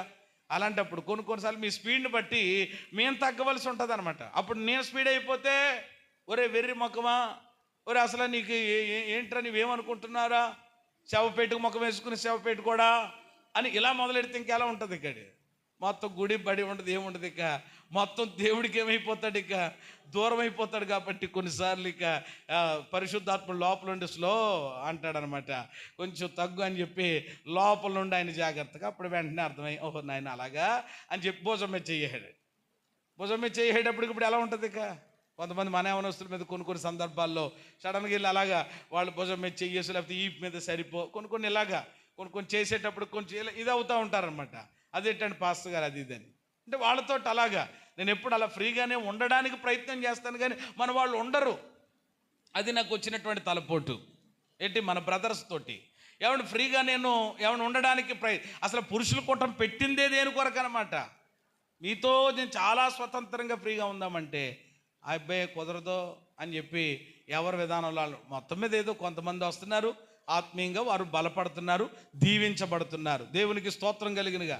ఈ పురుషుల కూటం పెట్టిన తర్వాత ప్రార్థన అంటే తెలియని వాళ్ళు ప్రార్థన ఏంటో తెలుసుకున్నారు, ప్రార్థన చేయలేని వాళ్ళు పురుషుల కూటంలో ప్రార్థన చేస్తున్నారు, పాటలు పాడలేని వాళ్ళు పాటలు పాడుతున్నారు, వాక్యం కూడా చదువుతున్నారు, వాక్యాన్ని అర్థం చేసుకుంటున్నారు. చక్కగా ఆశీర్వాదకరంగా జరుగుతుంది. సంఖ్య ఎంతో దాన్ని నేను దృష్టి పెట్టను. 10 మంది ఉన్నా కానీ ఆశీర్వాదకరంగా జరుగుతుంది. దేవునికి స్తోత్రం కలిగినగా. కాబట్టి ఈ అబ్బాయి మీద చెయ్యేసి వెంటనే కొంచెం అలా వెళ్ళి మాట్లాడుకుందాం గాల్లో అని చెప్పి ఆ రోడ్డు మీద నడుస్తూ ఉన్నారట. ఈ లోపల ఒక బొగ్గులు పొయ్యి కనబడిందట పాస్టర్ గారికి. వెంటనే పరిశుద్ధాత్ముడు ఆలోచన ఇచ్చారట. ఇప్పుడు దాని ద్వారా ఈ అబ్బాయికి ఏం చెప్పాలని ఒక చిన్న గుణపాఠం సందేశం చెప్పాలనుకుని దాని దగ్గర తీసుకెళ్ళి, ఆ పక్కన ఒక పట్టకారు ఉంది, ఆ పట్టకారు తీసుకుని మకమకలాడుతున్నటువంటి ఆ బొగ్గుల పొయ్యిలో నుండి ఒక నిప్పు ఆయన తీసి పట్టకారుతో ప్రక్కన పెట్టారట. ఇదంతా ఏంటి పాస్టర్ గారు, ఇప్పుడు డెమో ఇస్తున్నట్లు ఉందేంటి? ఇప్పుడు చెప్పడం మానేశాడు, ఏం చేస్తున్నాడు ఇప్పుడు? చేస్తున్నాడు అనమాట. చెప్పట్లేదు, మాట్లాడతలేదు, ఏదో చేస్తున్నాడు. ఏంటి నేను చూస్తున్నాడంటే కుర్రాడు. అప్పుడు ప్రక్కన పెట్టేసి కొద్దిసేపు అయిందట. అప్పుడు వెంటనే కొద్దిసేపు అయిన తర్వాత అబ్బాయితోటి, బాబు ఓసారి నిప్పును పట్టుకో అని చెప్పేసి అన్నాడు. వెంటనే ఆ చేత్తో అలా పట్టుకునేటప్పటికి అదేమైపోయింది అని అంటే, ఏమైపోయింది? బూడిదలాగా రాలిపోయి దాని ఉనికి ఎక్కడుందో లేకుండా పోయిందట. అప్పుడు చెప్పారట పాస్టర్ గారు, సహవాసం అంటే ఏమనుకుంటున్నావు బాబు నువ్వు? సహవాసం అంటే ఎలాంటిది అని అంటే ఆలోచించేయి. ఆ నిప్పులు మకమకలాడుతూ ఏమండి ఎప్పుడు అది అలా చక్కగా అది ఒక అగ్ని కణవలాగా ఎప్పుడు ఉండగలిగింది అని అంటే అది ఎక్కడున్నప్పుడు ఆ బొగ్గుల పొయ్యిలో ఉన్నప్పుడు, ఏమంటే ఆ కుంపటలో ఉన్నప్పుడు అలా ఉంది. దాన్ని తీసి వేరు చేసి ప్రక్కనెట్టినప్పుడు ఏమైపోయింది. కాబట్టి ఈరోజు ఆధ్యాత్మికంగా బలపరచబడి అనేకులను మనం మండుతూ ఇతరులను మండిస్తూ ముందుకెళ్ళాలి అని అంటే మనము సంఘం అనేటువంటి కుంపట్లో ఏమంటే ఒక నిప్పు కణంలాగా ఉండాలని చెప్పాడట. దేవునికి స్తోత్రం కలిగినగా వెంటనే పశ్చాత్తాపడ్డాడు. సారీ పాస్టర్ గారు, రేపు వచ్చే ఆదివారం నుండి నేను ప్రార్థనకు వస్తానని ఆ బిడ్డ రావడం మొదలెట్టాడట. కాబట్టి ఈరోజు సంఘం యొక్క విలువ, సహవాసం యొక్క విలువ తెలియాలండి. ఈరోజు చాలామంది ప్రియమైన దేవుని బిడ్డలారా బలహీనమైపోవడానికి, చల్లారిపోవడానికి, నీరైపోవడానికి కారణం ఏమిటి అని అంటే కనుక ఏమి లేకపోవడం వలన. నేను ఒకటే చెప్తాను, సహవాసం ఉంటే నీకు క్షేమం, నీ కుటుంబమునకు క్షేమం, సంఘము కూడా చెప్పండి ఏమవుతుంది, క్షేమాభివృద్ధి చెందుతుంది. దేవుని నామము చెప్పండి ఏం చేయబడుతుంది. లేదా సహవాసం వద్దు నేను ఉండనంటే చివరికి మిగిలేది ఏంటన్నమాట, బూడిద.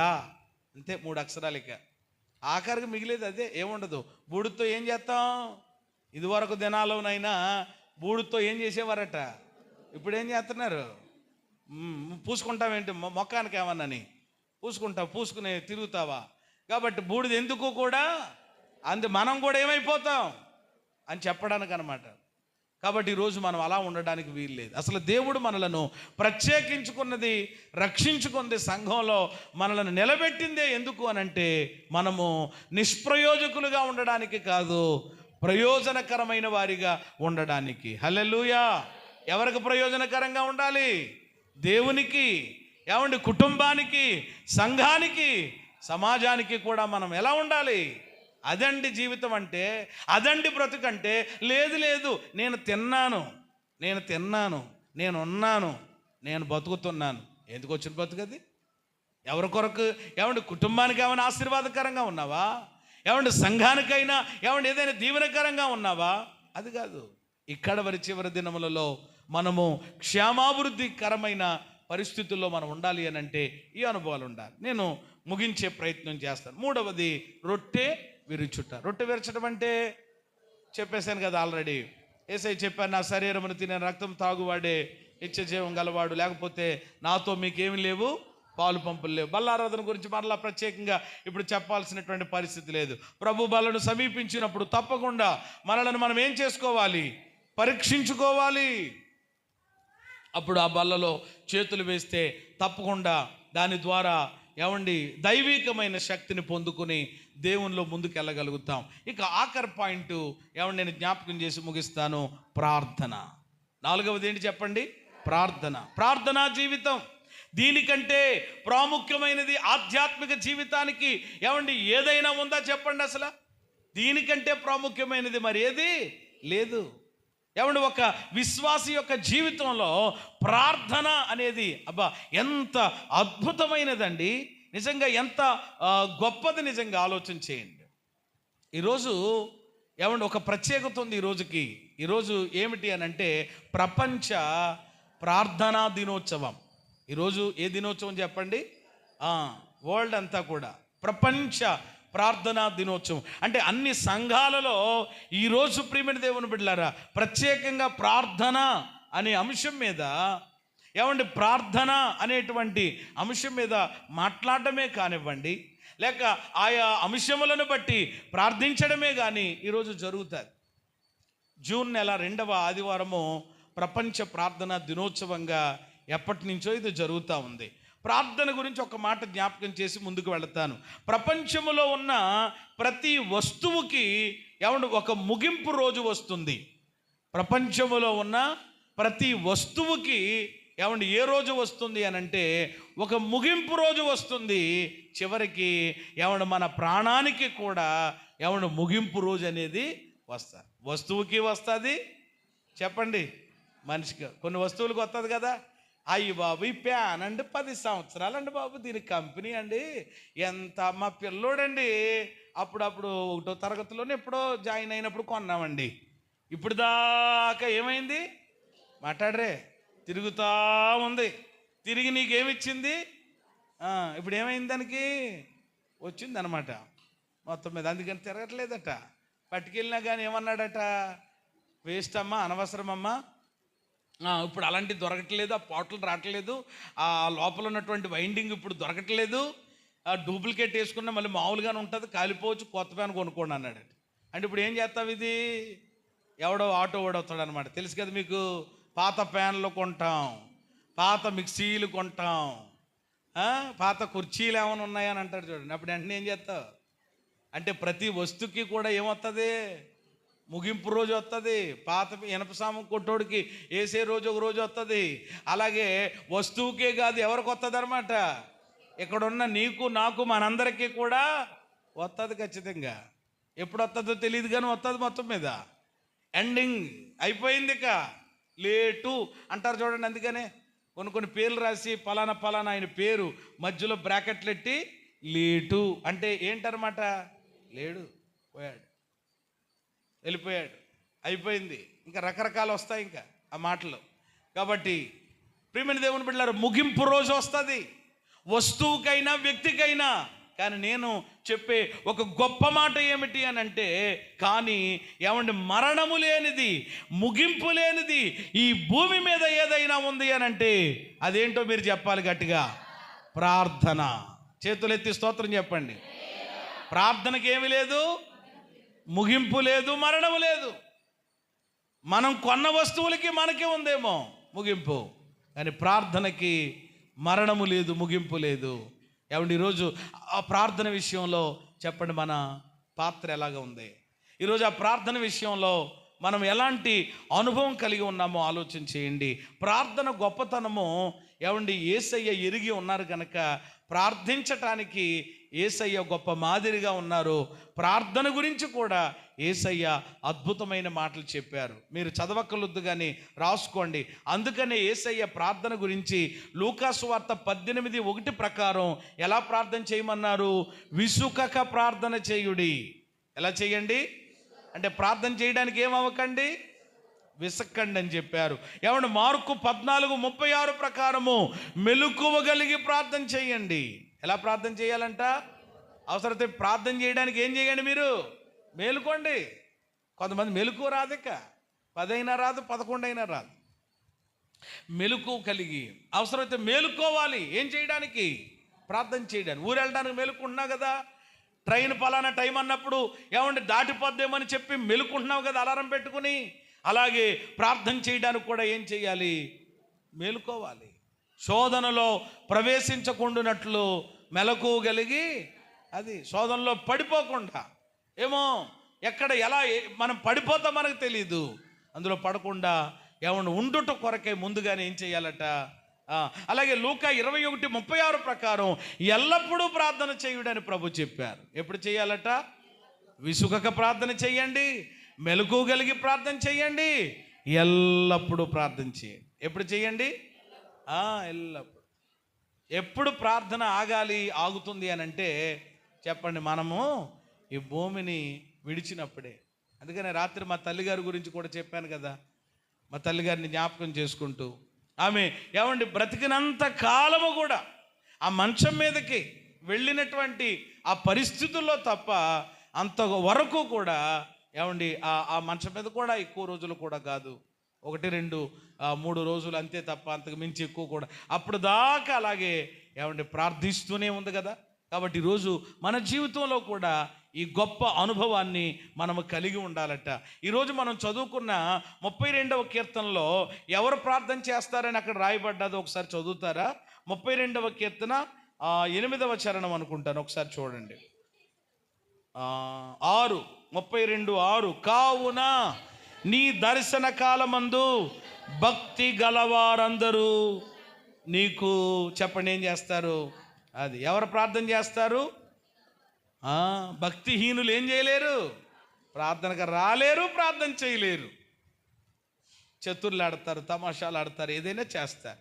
అందుకని చూడండి, కొంతమంది ప్రార్థన చేయండి అని అంటే అయ్యి బాబోయ్ నాకు ఇవ్వకండి, నేను చెయ్యనండి. మరి ఏం చేస్తావు? దర్శన కాలములో, ఏ కాలములో? దేవుడు దర్శించేటువంటి కాలంలో భక్తి గల వారందరూ ఏం చేస్తారట? నువ్వు భక్తి కలిగిన దానవైతే, నువ్వు భక్తి కలిగిన వాడవైతే చెప్పండి ఏం చేస్తావు? ఇటలీ పటాలం అనబడిన పటాలములో శతాధిపతి అయిన కొర్నేలి అనేవాడు ఒకడున్నాడు. వాడు ఆయన ప్రతిరోజు ఏం చేస్తున్నాడట? దేవుని యందు ఏం కలిగిన వాడు? భయభక్తులు కలిగిన వాడు గనుక ఎల్లప్పుడూ, అబ్బా ఎంత గొప్ప మాట, ఎప్పుడు ప్రార్థన చేసేవాడట ఆయన? జ్ఞాపకం వచ్చినప్పుడు కాదు, కష్టం వచ్చినప్పుడు కాదు, నీరసం వచ్చినప్పుడు కాదు, ఇబ్బంది వచ్చినప్పుడు కాదు, ఏమండి ప్రేమ ఏదో నష్టమో కష్టమో వచ్చినప్పుడు కాదు, ఎల్లప్పుడూ ఆయన దేవుడికి ఏం చేసేవాడట? పగలు 3 గంటలకు దేవదూత వచ్చి ఆయన ఏం చేసేదట? దర్శించేదట. హల్లెలూయా. ఏ కాలంలో ఇప్పుడు మనం ఉన్నామనంటే దేవుడు మనలను దర్శించే కాలంలోనే ఉన్నాం. దేవుడు మనలను దర్శిస్తూ ఉన్నాడు. మనలను దాటిపోయేవాడు కాదు ఆయన. మరి దర్శన కాలంలో భక్తి గల వారందరూ దేవుడికి ఏం చేస్తారు? ప్రార్థన. భక్తి లేని వాళ్ళందరూ, భక్తిహీనులందరూ ప్రార్థన చేయరు, ప్రార్థనకు రారు, ప్రార్థనలో ఉండరు. ప్రార్థన అనే మాట ఎత్తితేనే కొంతమందికి ఒంటి మీద జర్రులు, ఏమండి తేళ్ళు పాకిన విధానం ఉంటుంది. కొంతమందికి ప్రార్థన అని అంటే చాలు వచ్చేద్ది అనమాట. ప్రార్థన అనండి, ఇంకా వేరే అనండి మళ్ళీ ఇది. కాబట్టి ఆలోచన చేయండి. కడవరి దినాల్లో, చివరి దినములలో ఏమండి ప్రార్థన ప్రాముఖ్యత. ప్రతి శుక్రవారం కూడా నేను ప్రార్థన గురించి నేను ఎప్పుడు మాట్లాడుతూ ఉంటాను. ప్రార్థన యొక్క ప్రాముఖ్యతను గురించి మనం నేర్చుకుంటున్నాం. ఏమండి ప్రార్థన యొక్క అవసరత ఏంటో మనం నేర్చుకుంటున్నాం. ప్రార్థన ఏ విధంగా ఏమండి మనము దేవుని మీద ఏమండి ఎలా ఆధారపడేలా చేస్తుందో, ఇలా ఎన్నెన్నో విషయాలు వింటున్నప్పటికీ ఈరోజు చాలామంది జీవితాల్లో ఏమండి ఏమి లేమి కనబడుతుంది అని అంటే చెప్పండి, ఏమి లేమి? డబ్బులు లేమి లేదు, ఏమండి బియ్యం లేమి, అన్నీ కూడా దేవుడి కృపను బాగానే ఉంటున్నాయి. కానీ ఏ లేమి ఉంది అని అంటే ప్రార్థన లేమి. చెప్పండి ఏ లేమి?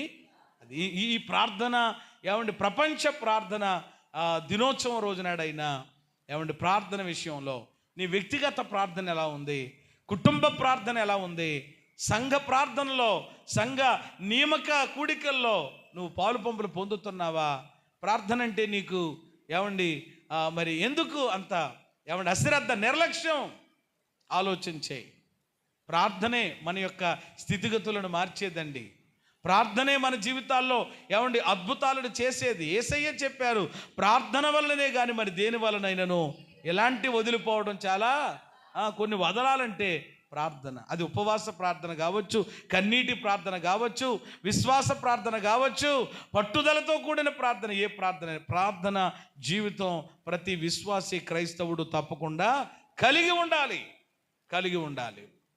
99వ కీర్తనలో చక్కని మాట ఉంటుంది, చదవద్దు కానీ, ఆయన నామమును బట్టి ప్రార్థన చేయువారిలో సమూయేలు ఉండెను. ఎంత గొప్ప మాట!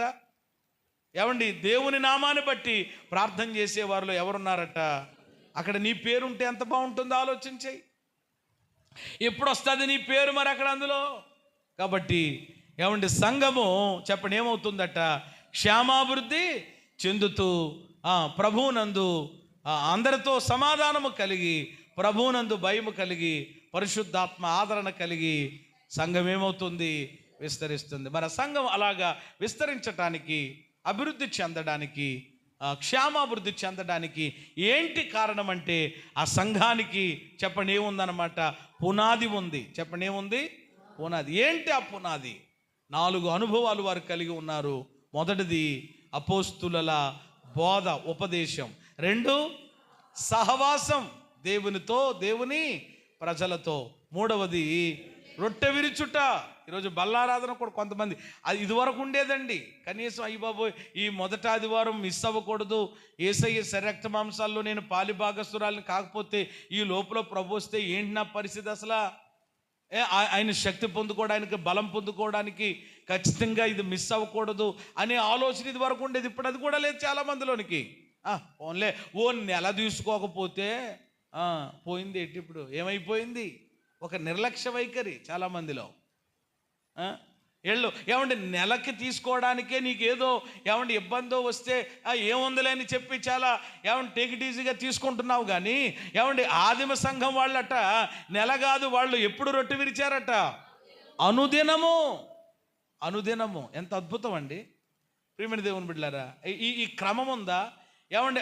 ఆ యొక్క ఏమండి ఆ బల్ల ఆరాధన విషయంలో మనకి ఎంతవరకు ప్రియమైన దేవుని బిడ్డలారా ఆ యొక్క భక్తి భావం లేకపోతే ఆ సిద్ధపాటు ఆసక్తి ఎంతవరకు ఉంది? చివరిది ప్రార్థన.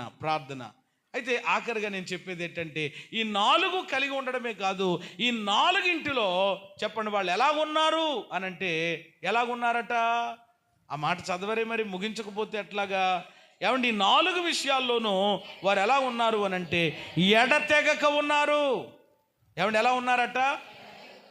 గ్యాప్ వచ్చినప్పుడు కాదు, ఎప్పుడో సంవత్సరానికి ఒకసారి, వారానికి ఒకసారి, నెలకోసారి బోధైనా సహవాసమైన రొట్టె విరవడైన ప్రార్థన అయినా కాదంట, ఎడతెగక ఉన్నారు. ఎడతెగక అంటే అర్థం ఏంటి? ఎడతెగక అంటే ప్రతిరోజు, మానక, తప్పక ఇలాగ వస్తాయి అన్నమాట అర్థాలు. అంటే ఈ 4 పనులు చేసే విషయంలో వారు ఎలా ఉన్నారన్నమాట అండి. అనుదినము అపోస్తలుల బోధ, అనుదినము చెప్పండి ఏంటి? సహవాసం, అనుదినము రొట్టె విరవ, అనుదినము ప్రార్థన. ఈ విషయాల్లో వాళ్ళు ఏం చేయట్లేదు, మానట్లేదు. అవసరమైతే వ్యాపారమైనా మానేస్తున్నారేమో కానీ, పని అయినా మానేస్తున్నారు కానీ, అన్నం తినడం అయినా మానేస్తున్నారు కానీ ఏం మానడం లేదు. మనం ఏం చేస్తాం? కూటమైనా మానేస్తాం. ఎక్కడికి పోతావు? పనికి పోతావు. అది నిన్ను అభినందించాలి ప్రియమైన దేవుని బిడ్డలారా. మనము ఏమండి ఇవి మానేసి, ఆత్మ సంబంధమైనటువంటివి మానేసి, ఏమంటే దేవుడిచ్చినటువంటి అవకాశాలు, ఆయన సన్నిధి ఈ మానేసి వేరే పనులు చేసుకుంటాం. కానీ వీళ్ళు ఏం చేస్తున్నారు అని అంటే అవి మానేసి ఇవి చేస్తున్నారు. దేవునికి స్తోత్రం కలుగు. అందుకనే సంఘం ఏమైంది? హలో, అది ఈరోజు అభివృద్ధి పొందడానికి ఇది కారణం. ఏమంటే దేవునిది కాదు, బోధించే ఏమండి మాది కాదు ప్రియమైన దేవుని బిడ్డలారా. ఇది సంఘము లోపల ఉన్న వాళ్ళకి ఉండాలి కదా ఈ అనుభవాలు. వీళ్ళు ప్రతిరోజు కావాలంటే మాటలు మీరు అధ్యాయం అంతా ఇంటికి వెళ్ళిన తర్వాత చదువుకోండి. అనుదినము దేవాలయములో తప్పక కూడుకొనుచు, ప్రతిరోజు కూడుకుంటున్నారట, ప్రార్థన చేసుకుంటున్నారట, స్తుతిస్తున్నారట, ఆరాధిస్తున్నారట, బోధ వింటున్నారట. అబ్బో, మనకి ఏమండి ఎప్పుడు వారానికే కష్టమైపోతుంటే ప్రతిరోజుని ఎంత అద్భుతం. కాబట్టి ఎడతెగక ఉన్నారు.